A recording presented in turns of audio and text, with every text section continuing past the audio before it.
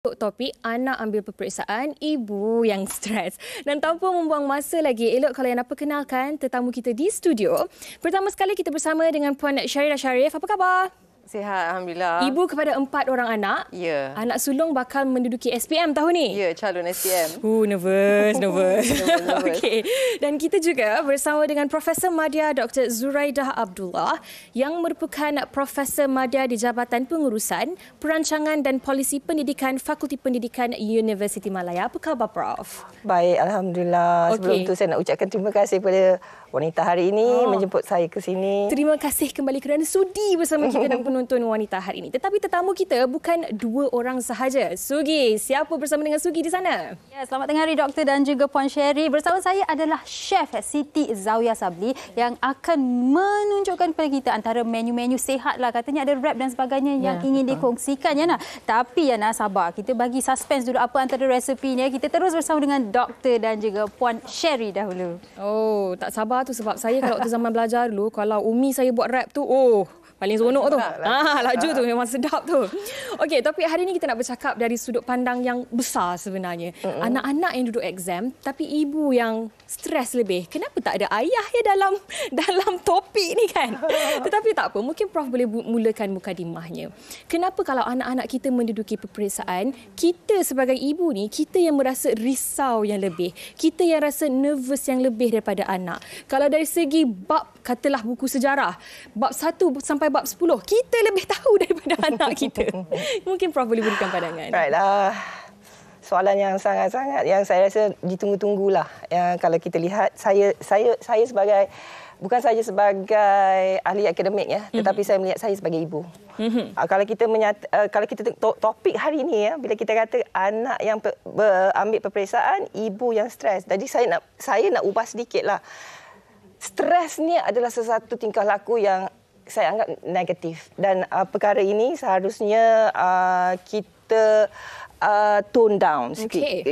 Yang mana Yana, saya melihat kita sebagai ibu yang moden ataupun kita kata selepas pandemik ini, kita banyak belajar dan kita dah merancang dari peringkat pelajar tersebut, anak kita itu nak masuk SPM. Mungkin Puan Sherry juga akan setuju dengan saya bahawa apabila anak kita masuk Form 4 lagi, tingkatan 4 lagi, kita dah rancang untuk mereka masuk ke SPM pada tahun berapa kan, pada umur dia selepas SPM nanti. Jadi bagi saya, sememangnya lah kalau saya jadi ibu pun pada peringkat saya ketika anak saya dah semua dah dewasa, saya boleh ingatlah bagaimana huru-haranya keadaan saya, tetapi apabila kita dah ada jadual dan kita melihat bagaimana boleh mengurangkan stres itu dengan membantu anak-anak kita. Dan ingat ya, tuan-tuan dan perempuan, terutama ibu-ibu di luar sana Yana, kita ni kat rumah ya sebenarnya adalah orang yang mengawal environment rumah kita.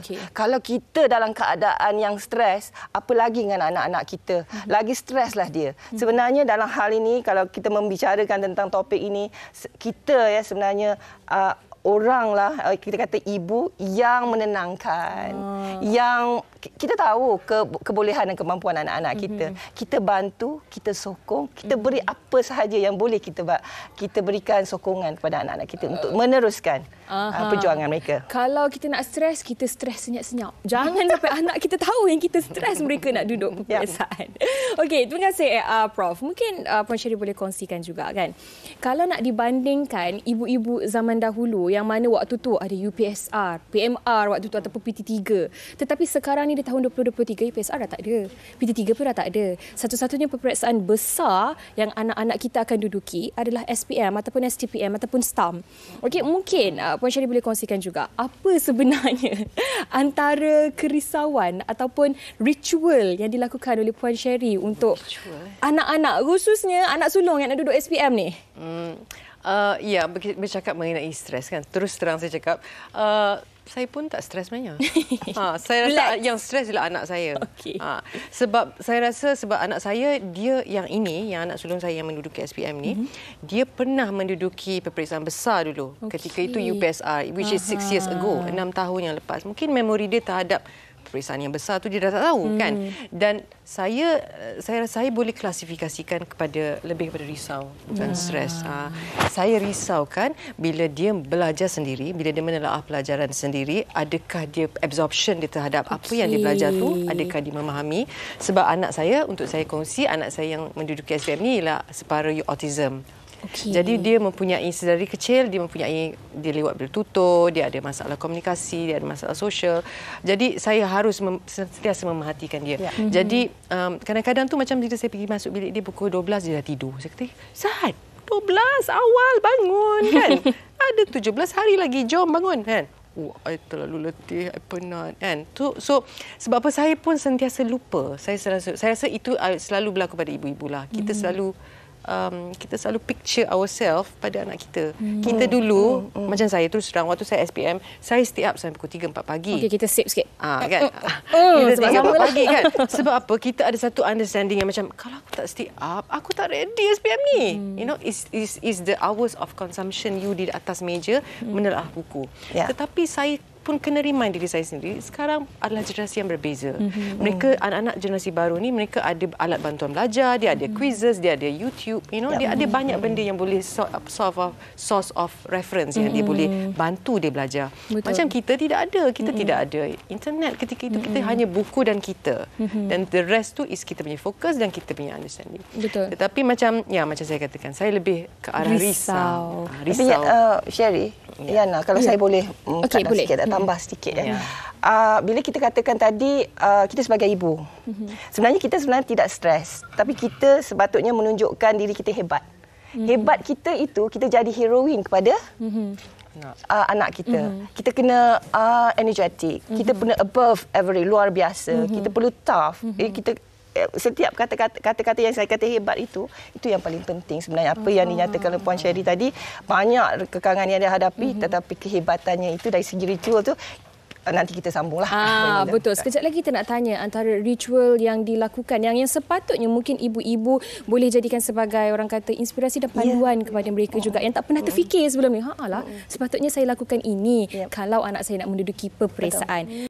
Dan sebelum itu, sebelum masa kita dah tahu daripada mula tingkatan, sebenarnya mula daripada skor rendah lagi, kita dah mula dengan makanan-makanan seperti untuk otak kan. Kita ke kacang, kita berikan kismis, kemudian kita bagi kurma. Itu merupakan salah satu makanan-makanan sunnah yang memang kita nampak ada dia punya keberkesanannya. Dan malah anak-anak saya yang mana berada di sekolah asrama penuh kita tolong bantu PIBG bantu belikan kadang-kadang 1 lori dengan kismisnya. Dari makan-makanan ini sebenarnya memberi bantuan sedikit sokongan kepada anak-anak kita. Kita kata kita sokong mereka. Dan seingat saya satu lagi, kalau kata Yana belajar sehingga pukul 3 pagi. Kalau saya tidur pukul 8 dulu zaman saya pukul 8 dan kita bangun pukul 12 sampai pukul 5 pagi kita akan study lah. Dan satu yang saya lihat, ibu saya bukannya ibu yang ada education, tetapi satu melihatkan bagaimana dia support. Itulah yang saya lihat hebatnya ibu saya. Dia boleh dalam masa pukul 3 pagi, 4 pagi dia bangun dan dia bancukan Milo. Dia bagikan air. Yang which is saya tak mengharapkannya. Tapi bila diberikan tu, saya nampak bahawa di situlah sentuhan seorang ibu. Dan selain daripada itu, saya nampaklah bahawa setiap kali masa-masa peperiksaan dia telah meminta agar dan malah bapa saya meminta agar anak-anak dia slow down. No more TV, no more yang menggembirakan. Kita kena respect kakak kita, abang kita sedang melalui peperiksaan. Jadi sokongan antara satu sama lain. It's not only pemakanan tu memanglah kalau kita tengok masa peperiksaan inilah masa-masa yang kita dapat makanan yang sedap-sedap. Best-best. Yang best-best. Saya suka apa yang Prof kongsikan tadi tu. Mungkin ini sebenarnya secara tak langsung ada tips-tips tersembunyi yang Prof dah berikan kepada kita. Kalau macam saya waktu sekolah rendah, masuk ke sekolah menengah, stay up sampai pukul 3 pagi. Tetapi bila dah masuk ke universiti, cara saya belajar tu pun dah berbeza sedikit. Tidur awal, bangun pagi. Saya rasa begitu sebenarnya lebih fresh. Terutamanya apabila hari peperiksaan tu sendiri. Saya akan bangun pukul 3 pagi, sampai habis exam, barulah tidur kalau rasa betul-betul mengantuk. Itu kalau saya lah. Okey, banyak lagi yang kita nak tanya kepada tetamu kita. Tetapi sebelum tu, wartawan kami sempat bertanya kepada orang ramai tentang topik kita pada hari ini. Jom kita saksikan.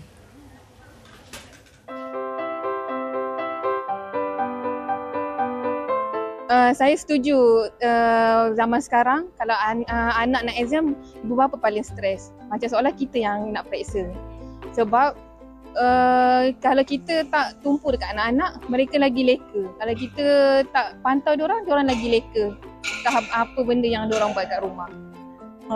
Kalau dulu mak bapak saya macam itulah. Biasa tu saya nak exam, dia akan buat doa selamat ke, dia akan baca Yasin ke malam tu.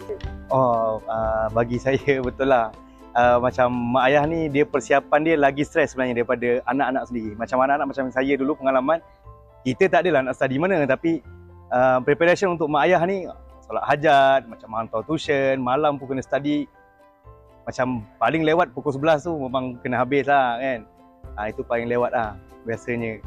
Itu preparation dia lah. Macam kita ni just cool down lah. Macam esok study, esok exam lah. Hari ni macam tak study. Main-main lah.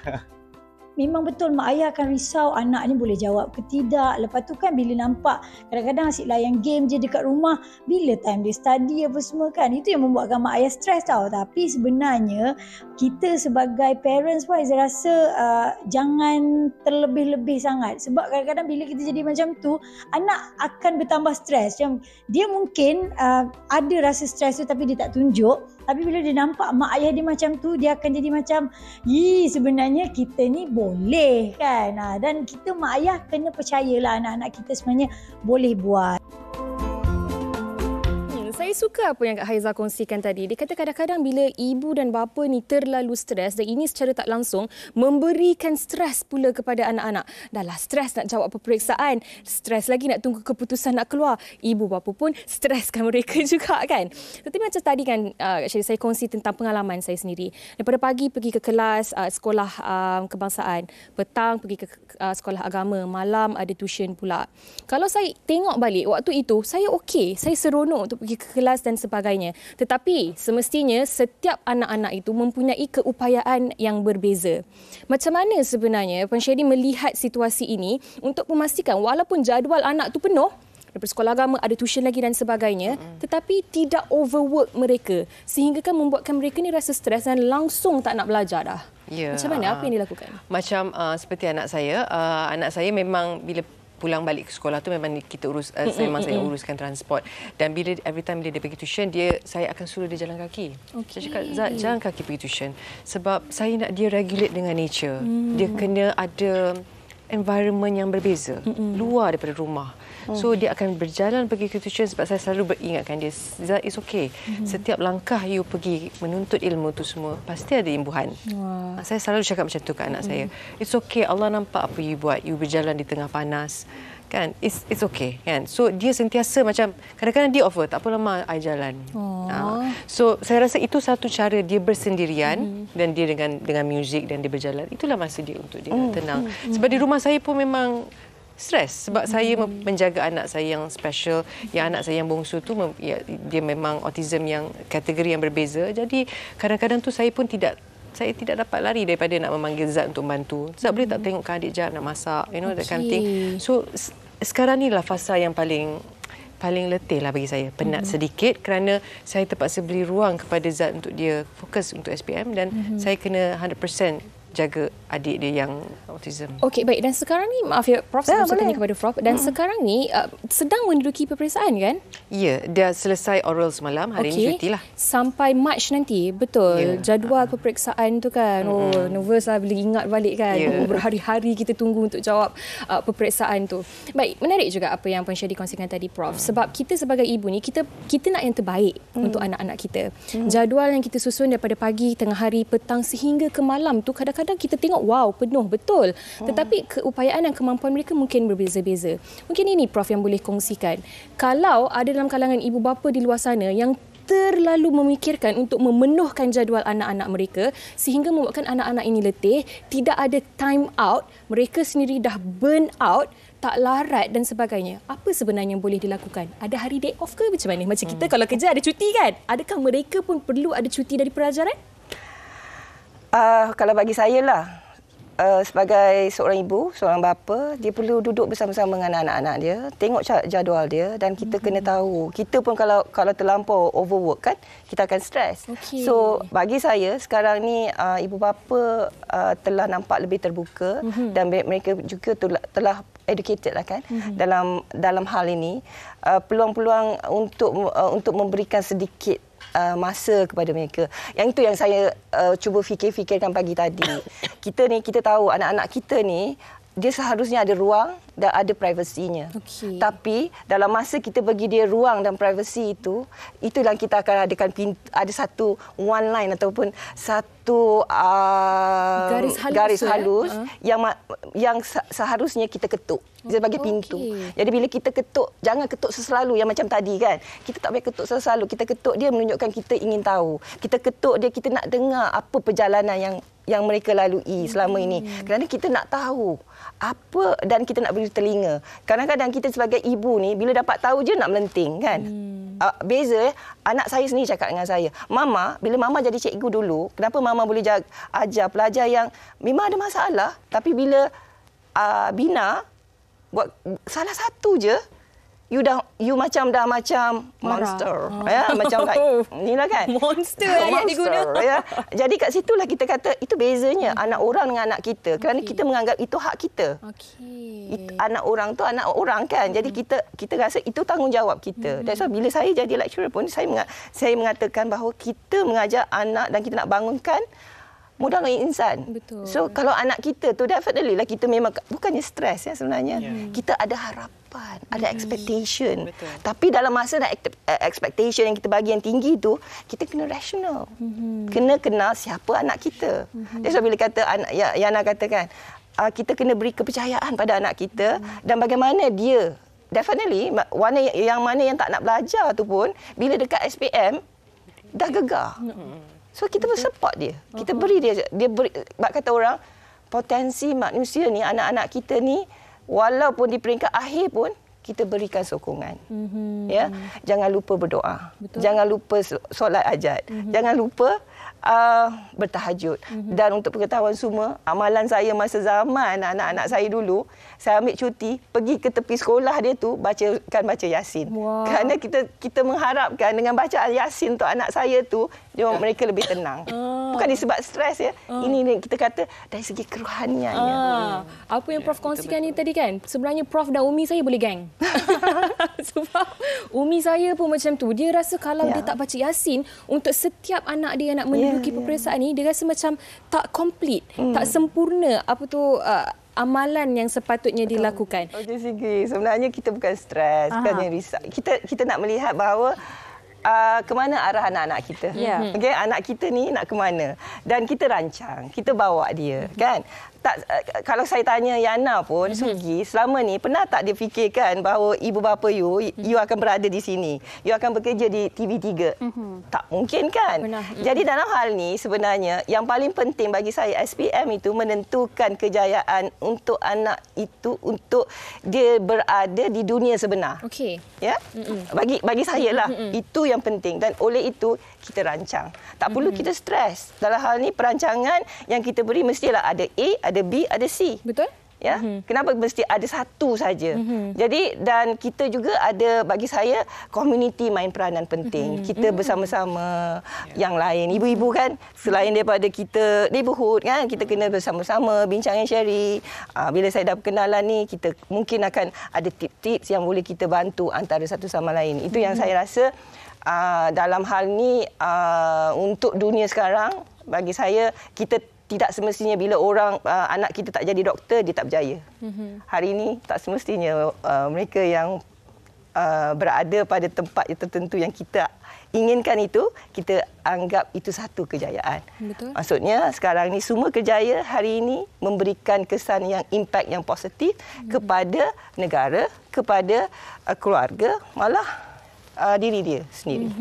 Dan sebenarnya sokongan daripada ibu bapa tu sebenarnya yang sangat-sangat penting. Macam saya teringat saya sendiri juga, ibu saya dia tidak pernah menetapkan ataupun mengaturkan apa setiap anak-anaknya harus jadi.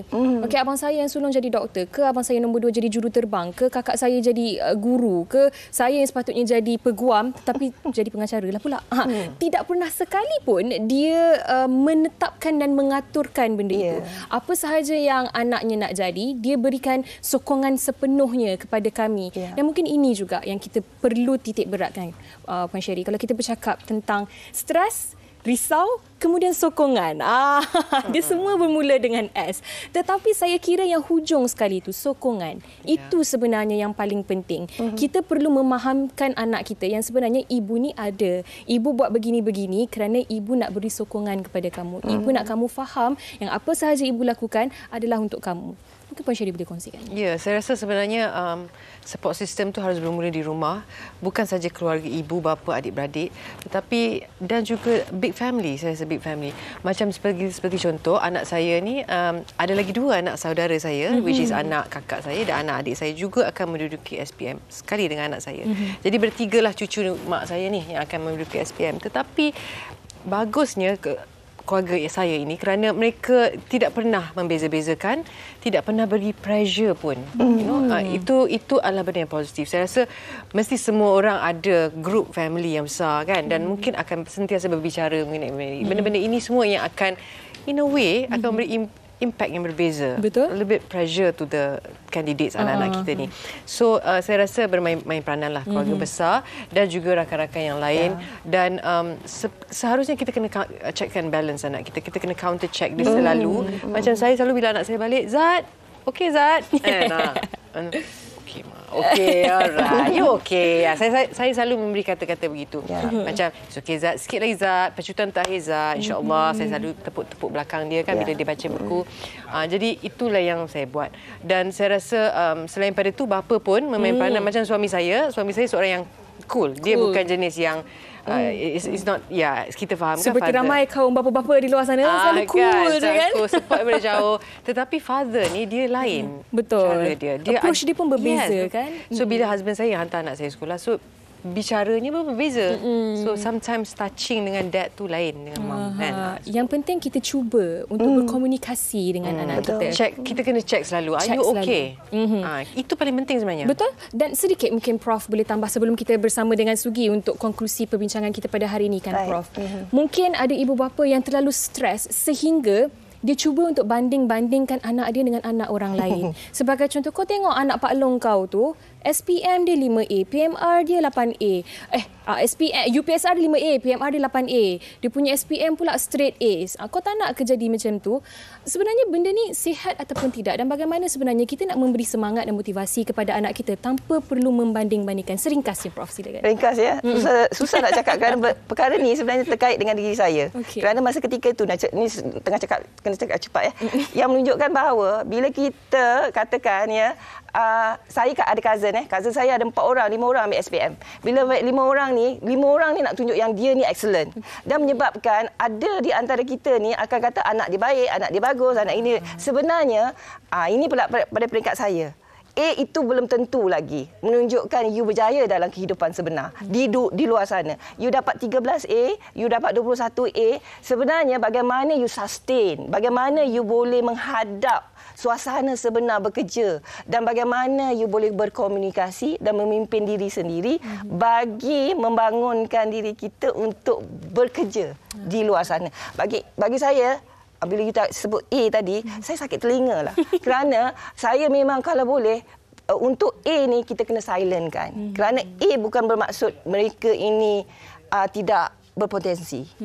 Ya, kita melihat anak-anak kita sama ada dia A ataupun dia F sekalipun, peluang masih ada. There's a second chance. That's why kita ada diploma, kita ada KV, College Vocational. Kita ada, not only kita kata nak go for university. So Yana, dalam hal ni, ingat ibu-ibu di luar sana dan bapa-bapa di luar sana, selagi kita ada di sini, walaupun 12 hari lagi kita nak ke SPM, kita usaha, kita bantu, kita sokong. Kalau mereka tak boleh bagi kita straight A, 5A pun kita boleh applause ataupun kita tepuk bahu mereka. Itu pencapaian untuk mereka berikan hadiah kepada kita. Wow, saya kira itu saya rasa konklusi yang cukup baik untuk perbincangan kita berkaitan dengan ibu yang stres apabila anak-anak nak menduduki peperiksaan ni kan.